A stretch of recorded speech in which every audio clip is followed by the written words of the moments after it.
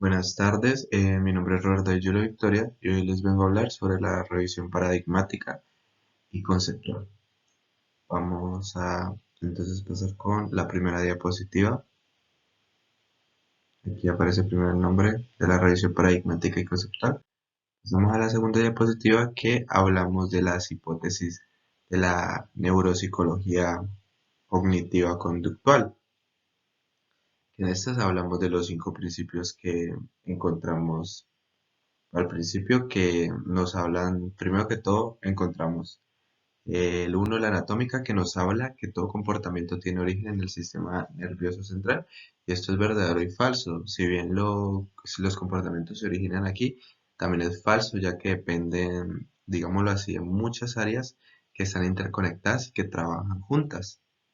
También encontramos como segunda el proceso neurológico, que nos habla acerca de que toda conducta es una respuesta de las neuronas.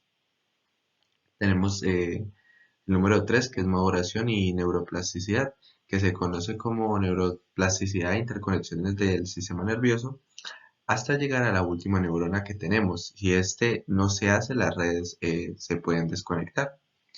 Pasamos a la cuarta, que es el desarrollo evolutivo, que hace referencia a cómo se desarrolla el cerebro. El cerebro empieza a desarrollarse de abajo hacia arriba, siendo lo último en desarrollarse es la corteza prefrontal. Y pasamos a la quinta y última, que es el control de regulación, el cual necesitamos recolectar información para poder crear redes, y estas se necesitan de tres: los periodos críticos, el que se crean en tiempos cortos, periodos sensibles, y la poda neuronal, que la poda neuronal es cuando no hay estimulación en cero y pues no hay información, y pues las redes en sí se desconectan o pues se van eliminando. Ya podemos ir pasando con la siguiente diapositiva, en la cual empezamos hablando de la sensación y la percepción. Aquí notamos que, pues, el cerebro, como dice ahí, interpreta a partir de los sentidos. Encontramos la sensación, la cual es resultado del procesamiento sensorial primario de las señales que llegan a los sentidos, como está ahí en la diapositiva. La transducción sensorial, proceso por el que la energía se transforma en el potencial de acción. Pasamos a la percepción, proceso por el que el cerebro es capaz de analizar, integrar, reconocer y dar como tal significado a las sensaciones. El self es la palabra inglesa que se traduce como psicología. Asimismo es un constructo, categoría utilizado como por diversas escuelas de la psicología, y el self también se puede traducir al español como prefijo, este que se antepone a otra palabra y hace referencia a lo que un individuo se hace a sí mismo o por sí mismo. Entonces el self es como engloba conceptos como de autoestima y de autopercepción. Y son procesos de autodeterminación, procesos cognitivos diferenciados que se pueden inferir mediante observaciones entrenadas. Ahora sí pasamos con la siguiente diapositiva, la cual es la neuropsicología visual. Y aquí vamos a tocar como lo primero, que son las 4 etapas, que consta de lo que es la estimulación. La estimulación, como primera encontramos el fotón que golpea un objeto. Cuando el fotón golpea este objeto se carga eléctricamente, entonces las cargas pueden ser altas, bajas. Sigue la traducción como segunda etapa, que el fotón golpea el ojo, la retina se encarga de captar el fotón, y dentro de la retina hay receptores neuronales que son pues los conos, los cuales son altos, luces y brillantes. También encontramos los bastones, que identifican sensibilidad a la luz, identifican electrones que son de más baja, sí, que se puede decir que son de más baja intensidad. Pasamos a la tercera, que son los procesos neuroanatómicos, o en su respectiva la neuroanatomía, que aquí hablamos de que hay retinas que tienen los bastones y los conos, y estos se transforman o los transforman en potenciales de acción. Y entonces todos los bastones y conos reúnen información en nervios ópticos, que es en el par craneal número 2. Este ya la información al tronco encéfalo, Y el troncoencéfalo pasa por teoría de hemisferización.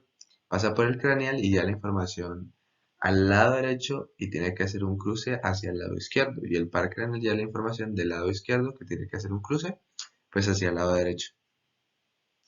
Y pues esto también se le llama el quiasma óptico. Entonces, como tal, en el tálamo pasan por núcleos laterales, pasan a proyecciones y llega al lóbulo occipital cuando este está dividido pues por áreas B1, B2, B3, B4 y el B5.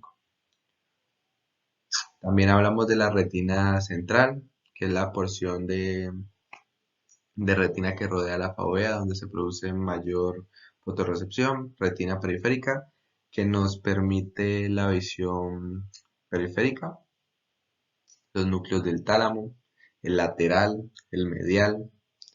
Encontramos también el anterior intralaminar, que el cual constituyen agrupaciones de núcleos cerebrales.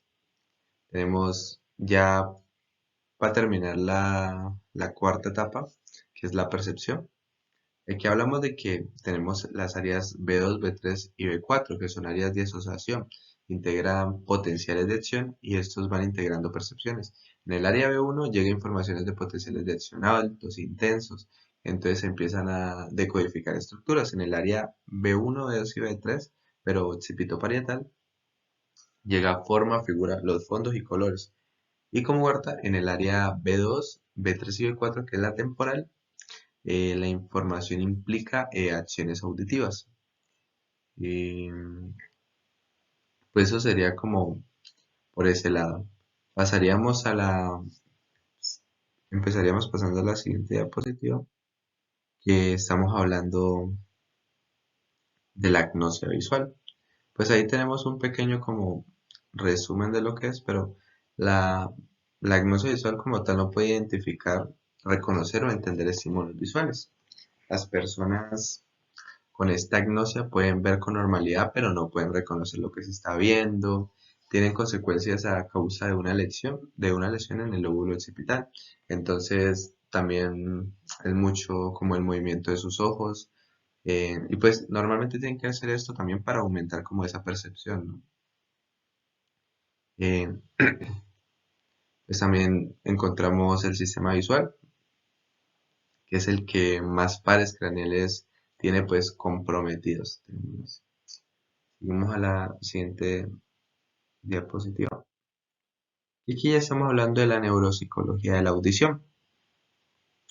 En la neuropsicología de la audición también pasa lo mismo.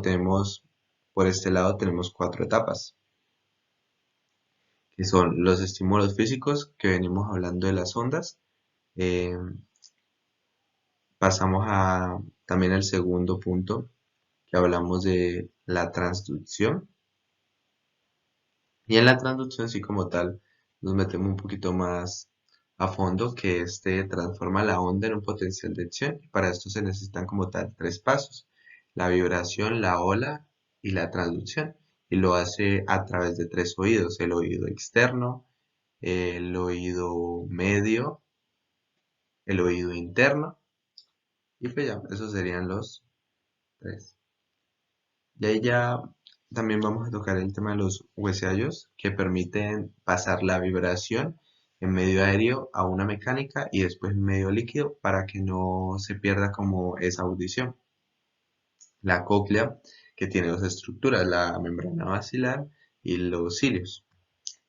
También hablamos de la hipersensibilidad, que identifica pues algunos sonidos, ya que se le dificulta interpretar sonidos, y la hiperacusia, que es la función perceptiva genética, pues que es más alta.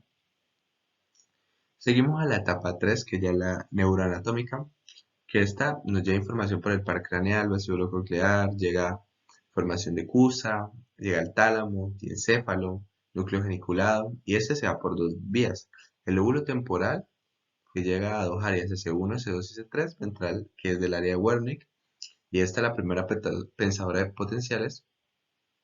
Y también llega a las informaciones aferentes, que esta cóclea es el receptor auditivo y los cilios llevan información pues como tal al lóbulo temporal. Y ya pasaríamos a la percepción, que sería la cuarta etapa.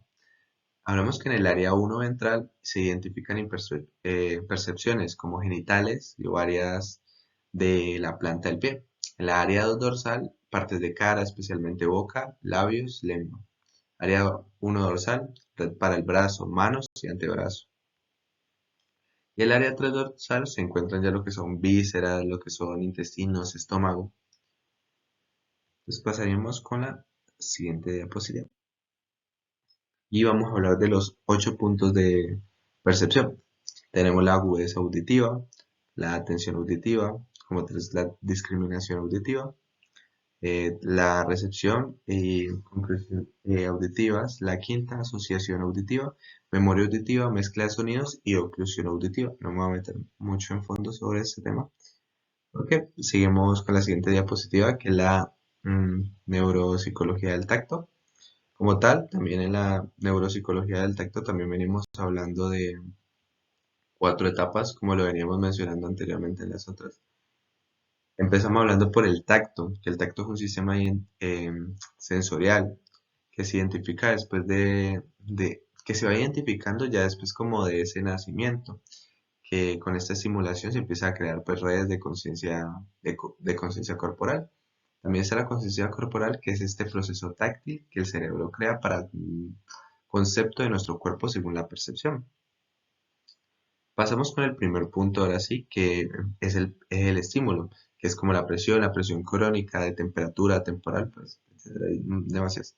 La presión, hablamos de que la presión es la fuerza que se ejerce sobre la tierra, sobre el cuerpo humano, que se percibe por la piel, que también transporta por dos vías, conciencia corporal y la temperatura. Pasamos a la segunda etapa, que venimos hablando de la transducción. Y aquí hablamos que hay 4 neuroreceptores especializados. Hablamos del corpúsculo de Mechner, los nociceptores, los termorreceptores y el corpúsculo de Pacini. Seguimos con la tercera etapa, que son los procesos neuroanatómicos, que estos envían el potencial de acción por vías del sistema nervioso periférico, llegan a a la médula espinal, pasan información al troncoencéfalo, en el bulbo raquídeo se genera como esa decusación y aquí la información termina a los núcleos talámicos donde llega pues todo ese tipo de información. También están los núcleos laterales ventrales, está el núcleo anterior, que llega a la información del área 5 y 7 de Brodmann, entonces permite como esas percepciones de dolor y de temperatura.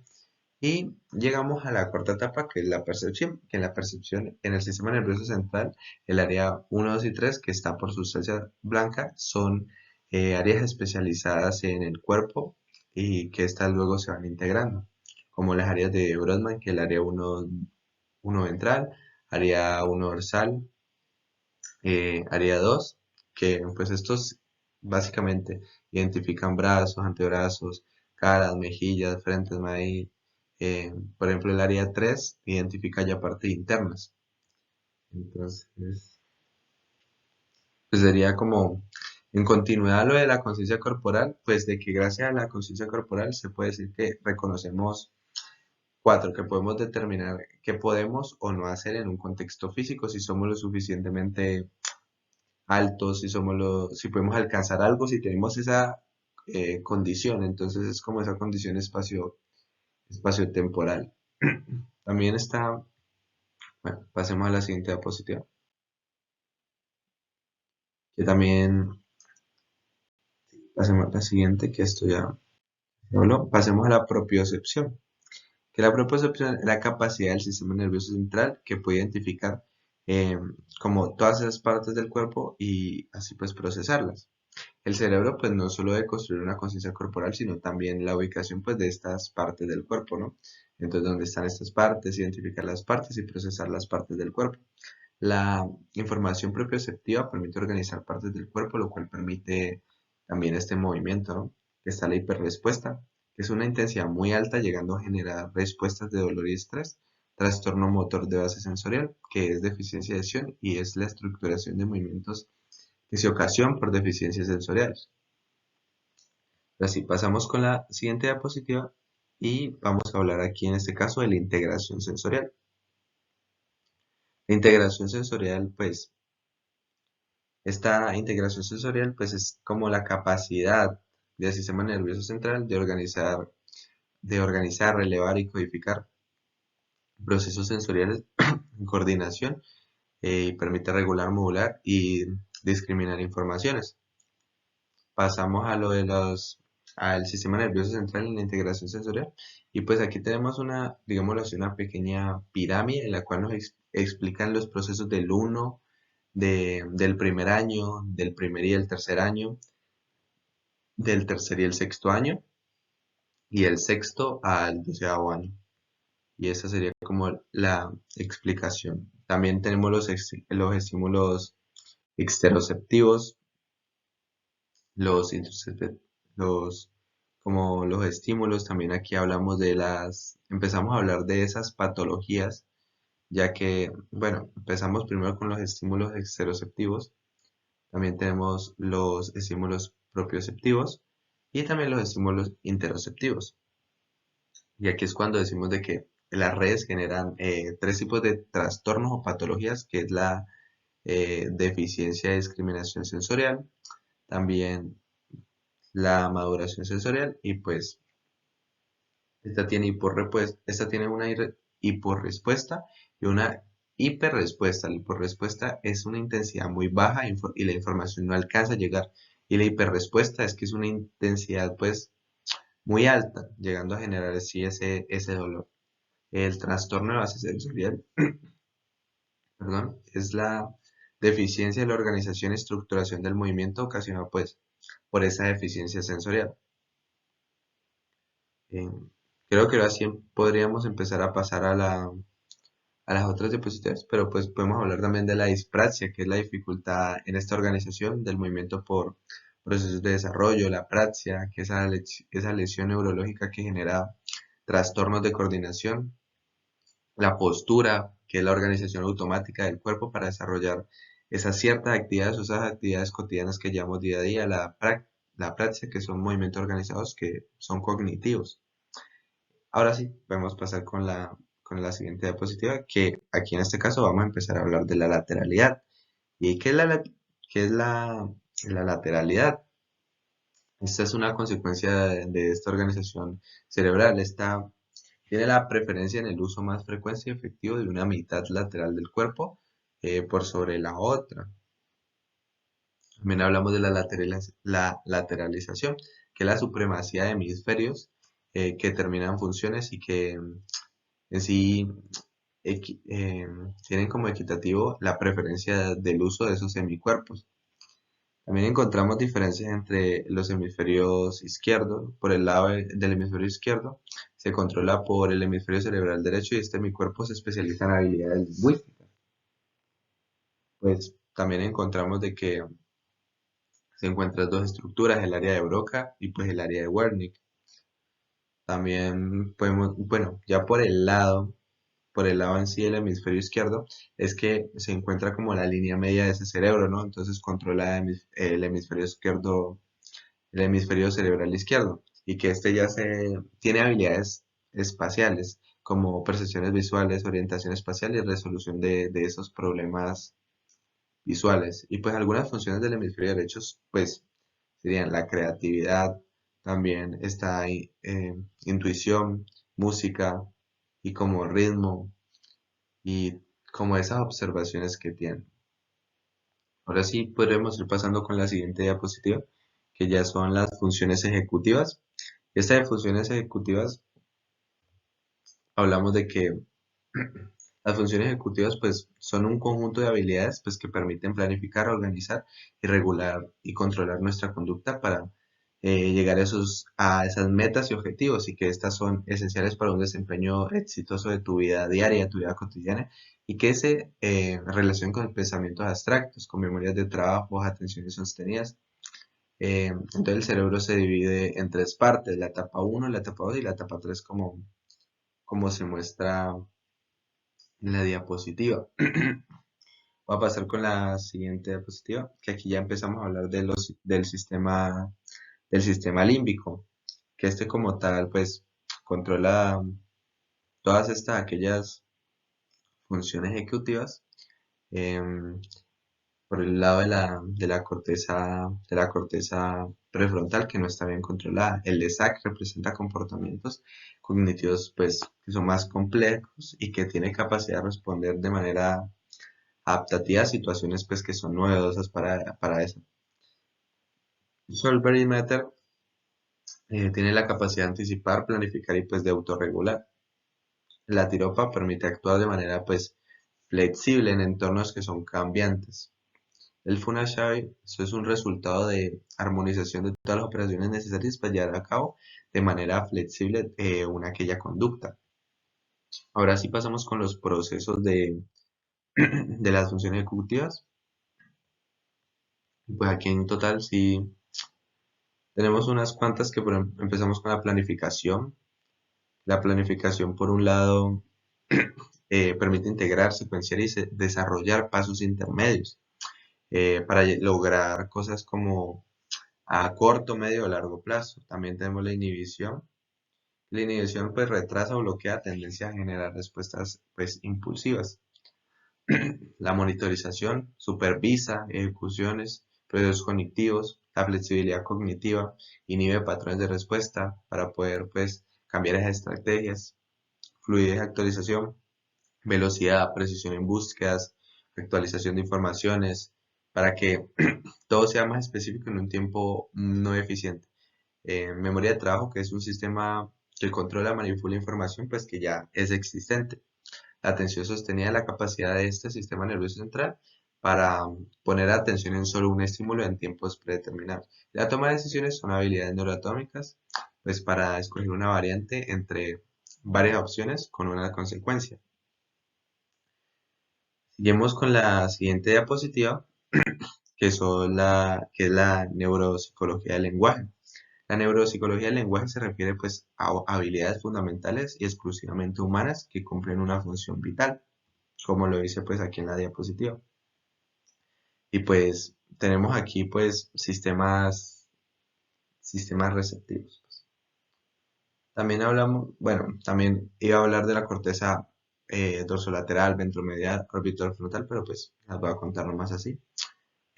Pues también en la neuropsicología del lenguaje pues permite incorporación de información sociocultural, del ambiente, experiencias personales, así como regulaciones de la personalidad. Esta origina de dos áreas principales conocidas como área de Wernicke y la área de Broca. Pero deben existir tres sistemas interdependientes, que es el sistema receptivo, que es un sistema pues, de recepción, de procesamiento de informaciones, sistema de generación y producción del lenguaje, que él crea, produce y organiza el lenguaje, como palabras y oraciones, y el sistema de respuesta motora genera la motricidad del lenguaje, ya sea verbal o no verbal. Y esto sería todo. Muchísimas gracias.